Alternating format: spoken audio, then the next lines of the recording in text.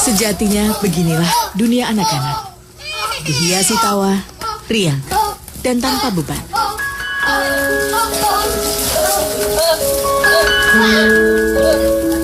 Namun terkadang takdir menggariskan cerita yang lain. Ada saja anak-anak yang lahir dalam keluarga yang penuh dengan nestapa.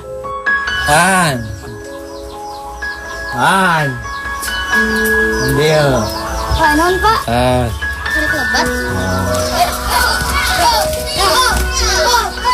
Usia Rituan Gunawan baru menginjak 11 tahun.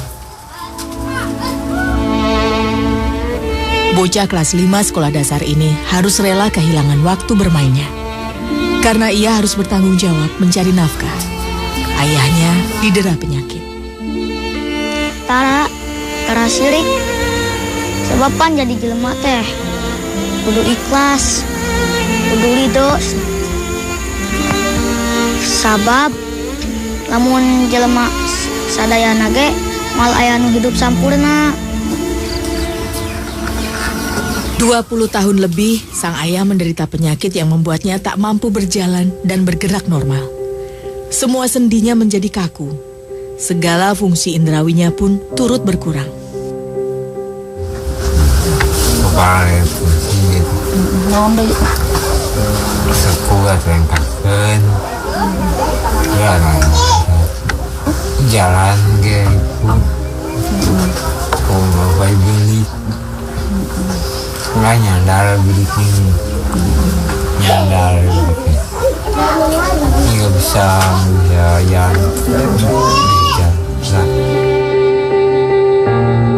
Selama 20 tahun menderita sakit, tak pernah ada sekalipun sentuhan tangan dokter untuk mengobati penyakitnya. Alasannya jelas, kondisi ekonomi keluarga ini begitu parah.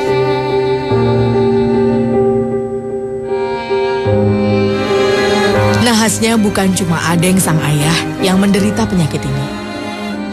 2 orang anak tertuanya, Kholidin dan Devi pun mengalami hal serupa. Padahal semula keduanya tumbuh normal saat kecil. Begitu menginjak usia dewasa, keduanya mulai merasakan gejala penyakit yang sama dialami sang ayah. Masih bisa berjalan, bisa lempang. Tapi lamun geus gede mas langsung tidak bisa lempang gitu. Di tengah segala cobaan yang menimpa keluarga ini, sang ibu yang diharapkan menjadi tonggak penopang hidup tak kuasa menjalani nasibnya. Ibunya memilih pergi entah kemana. Padahal awalnya sang ibu berpamitan hanya untuk bekerja sementara di kota Bandung. Kini hanya tinggal Rituan yang terhitung masih sehat di rumah ini. Karenanya ada perasaan tak tega dan khawatir bila Rituan harus meninggalkan mereka yang tak berdaya di rumah. Namun rasanya menjadi serba salah. Jika bukan dirinya yang mencari nafkah, lantas siapa lagi?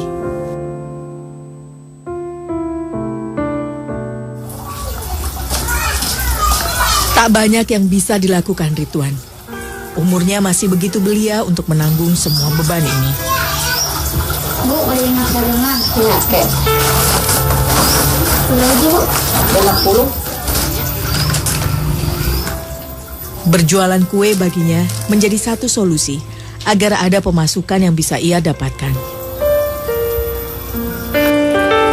Di antara kue yang dijual Rituan, salah satunya adalah comtan, singkatan dari oncom ketan. Makanan ini adalah kudapan tradisional masyarakat sekitar yang mulai sulit untuk ditemui. Inilah cara seorang Rituan mengumpulkan rezeki bagi keluarganya. 3 orang dewasa yang lumpuh menantinya di rumah. Dari kampung ke kampung, doanya tak pernah putus untuk memberi nafkah keluarga. Samara sabaran, A? 500-an? 500-an, masa 10-nya, A? Ya. Satu butir kue dijual dengan harga Rp500. Ada Rp100 yang menjadi keuntungannya. Ya, atas naannya. Ya, nuhun A-nya, A. Mangga. Semakin banyak ia membawa dan menjual kue, semakin banyak kepingan rupiah yang bisa ia kumpulkan. Menjual kue seperti ini memang menjadi peluang tersendiri. Selain tak banyak yang berjualan kue serupa, orang-orang di sini pun enggan jika harus sengaja mencari makanan di luar kampung. Letak desa Girimukti ini berada di atas barisan perbukitan dan jauh dari keramaian kota. Conpan. Ridwan tak pernah melewatkan satu hari saja tanpa berjualan. Sejak ditinggal pergi sang ibu, ia tak lagi punya waktu untuk bermain.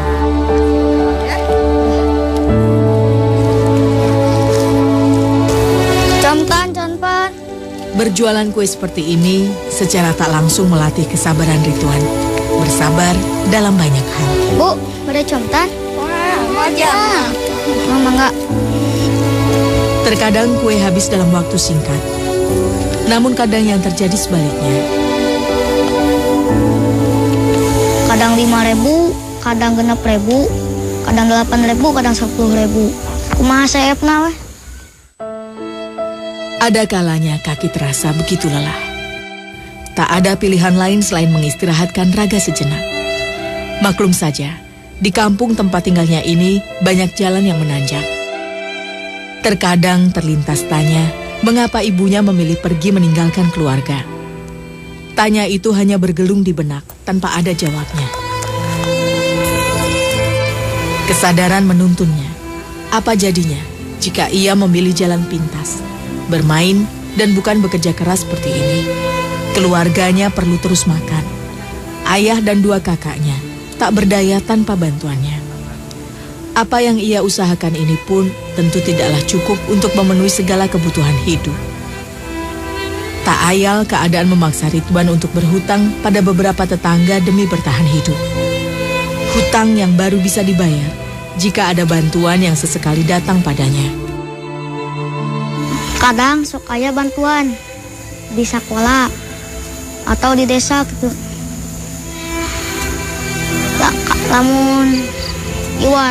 Lamun keluarga Iwan aya hutang sok dibayar tina hasil sekolah gitu.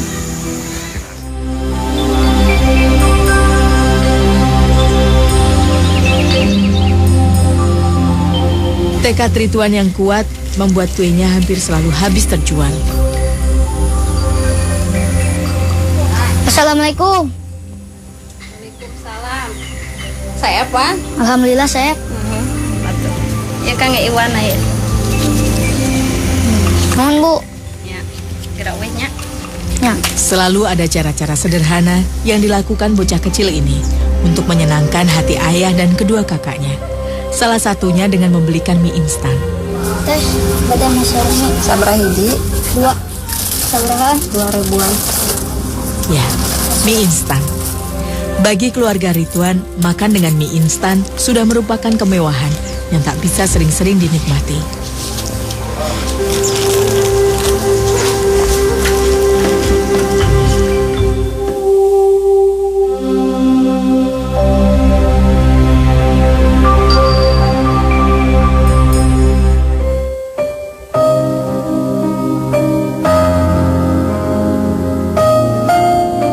Pernah merasakan hidup sebagai orang normal, kadang membuat Kholidin terpenjara dengan keterbatasan pada raganya. Ada kalanya ia ingin bisa seperti dulu, berjalan dan berinteraksi dengan orang lain. Sesekali Kholidin bahkan memaksakan diri berjalan keluar rumah. Meski resikonya, ia harus merasakan sakit setiap kali melangkahkan kaki.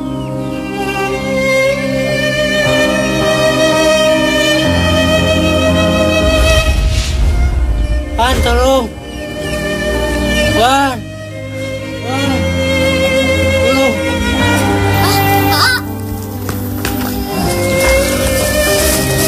Kejadian ini bukanlah pertama kali yang ia alami.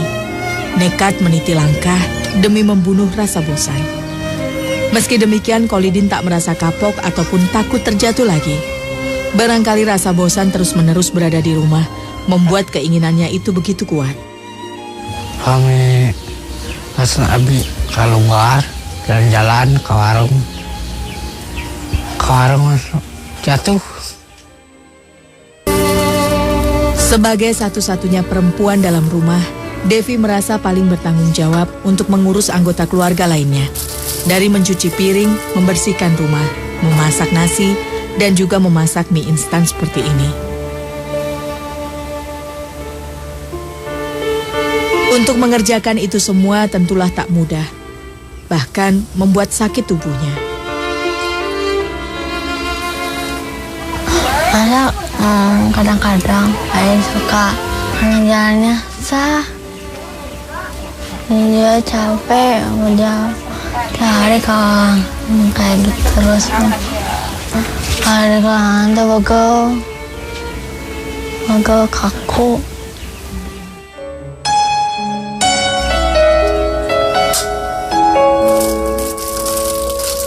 Devi adalah kakak kedua Ridwan. Usianya kini menginjak 22 tahun. 4 tahun sudah Devi mengalami penyakit yang sudah dialami ayah dan kakaknya terlebih dulu. Seperti juga Pak Adeng dan Kolidin, Devi pun tumbuh layaknya anak normal. Devi remaja bahkan pernah bekerja menjadi pembantu rumah tangga di Bandung. Entah apa yang menimpanya saat menginjak usia 18 tahun. Seluruh sendinya menjadi kaku. Ia jadi sulit berjalan, bergerak, bahkan bicaranya semakin tidak jelas. Eta bisa jalan, tapi bisa masak gitu. Hayang cerik. Sebatang bambu yang melintang ini adalah buatan para tetangga sekitar. Bambu ini digunakan Devi untuk berpegangan, sehingga tidak terperosok ke panasnya kompor. Sendi tangan dan jari-jari yang kaku membuat pekerjaan ringan seperti ini pun menjadi teramat berat bagi gadis malang ini. Namun ia mencoba bersahabat dengan keadaan. Meski pelan, ia mencoba sebisanya.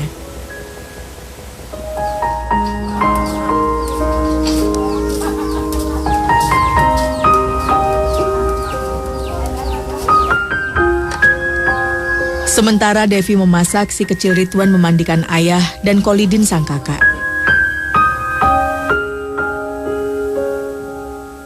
Begitu banyak tanggung jawab si kecil Ridwan, di usianya yang masih amat belia, tugasnya dari mencari uang sampai mengurus sang ayah dan kakak. Paniwan teh kudu sabar, kudu ikhlas, nanggung beban. Mudah-mudahan Bapak tiasa cager deui.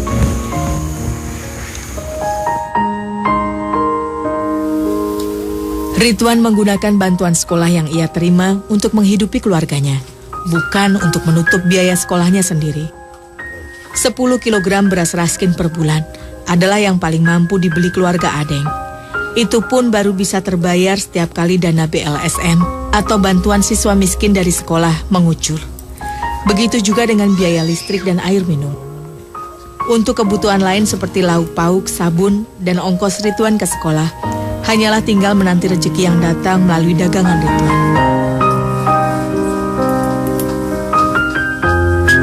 Udah maafkan diri sendiri. Sabar guys semuanya. Sembuh lagi. Ridwan enggan berlarut-larut memikirkan kepergian sang ibu. Lebih baik ia mengurusi keadaan ayahnya saja. Menyaksikan sang ayah bisa menyantap nasi dengan lauk di piringnya, menghadirkan rasa senang di hati. Barangkali saat ini baru seperti inilah yang bisa ia persembahkan. Kelak ia akan membahagiakan sang ayah lebih dari ini. Melihat keadaan ayah dan kakaknya, Ridwan merasa cemas. Bagaimana jika saat menjelang dewasa nanti, penyakit itu akan datang menghinggapi dirinya juga. Khawatir.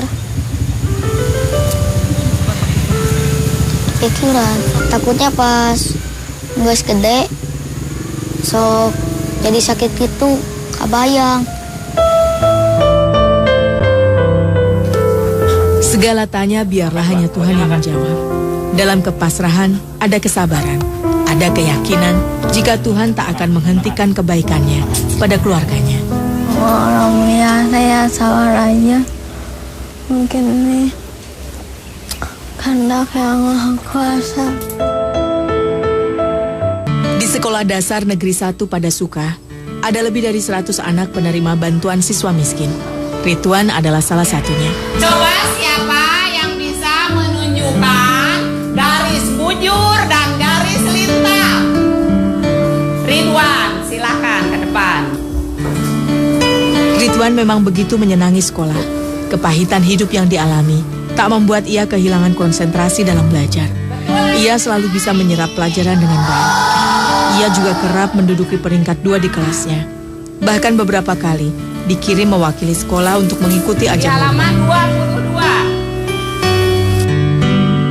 22. Ketekunan Ridwan dalam menuntut ilmu bukanlah tanpa alasan. Ada cita-cita yang ia pendam, yaitu menjadi seorang dokter.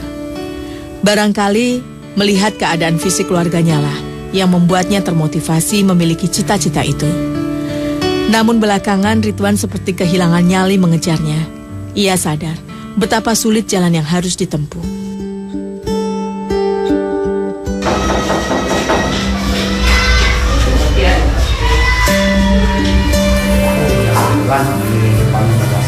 Mangga. Wan, Ridwan, Bapak. Tidak seperti anak lainnya, tak ada orang tua yang mengambilkan rapot untuknya.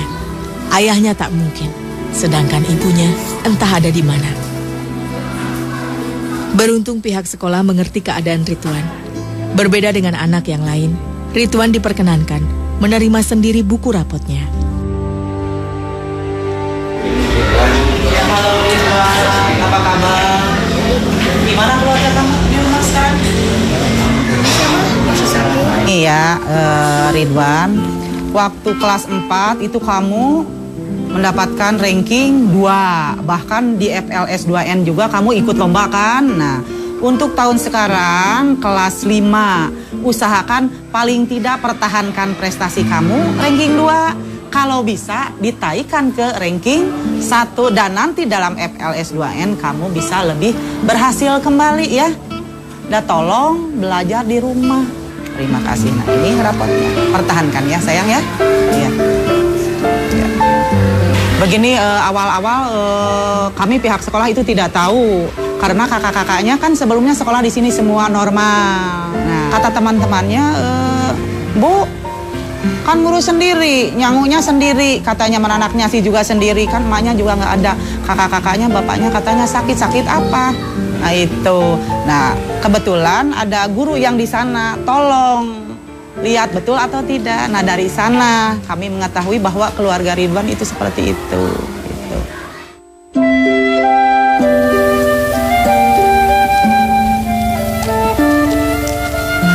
Banyak mengalami kepahitan dalam hidup, membuat kebahagiaan sekecil apapun menjadi begitu disyukurinya.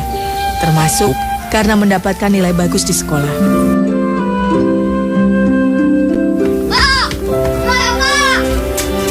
Begitu banyak harapan yang digantungkan oleh keluarganya pada Ridwan. Ridwan satu-satunya yang sehat di keluarga ini. Prestasinya di sekolah dan kerelaannya membantu mencari uang demi keluarga seolah menjadi nyala lilin kecil yang menjadi penerang sekaligus penghangat bagi keluarganya. Barangkali kelak, ialah yang akan membawa keluarga ini keluar dari segala kesulitan hidup yang menghimpit. Mudah-mudahan Ridwan sehat deh, sehat, sabar abi, selalu rejakina,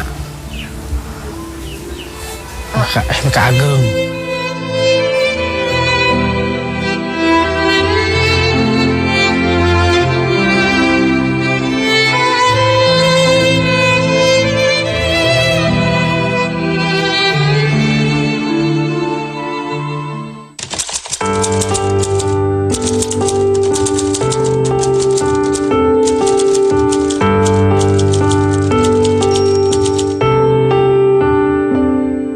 Meski derita tak henti menerpa, badai kehidupan yang datang menerjang, ku takkan henti bertahan hingga nanti.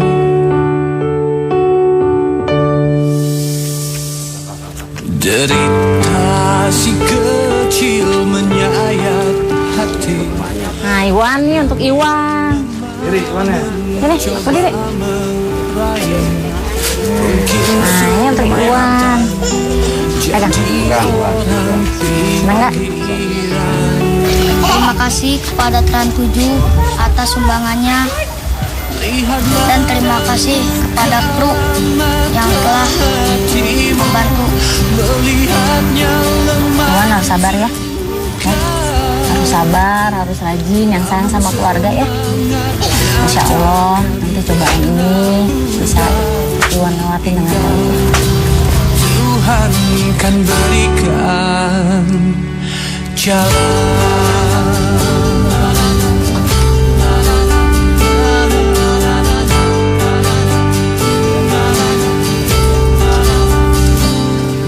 Kalau manusia tak lagi kuasa, bagai sebutir debu yang tak berdaya, lihatlah kini kita begitu rapuh.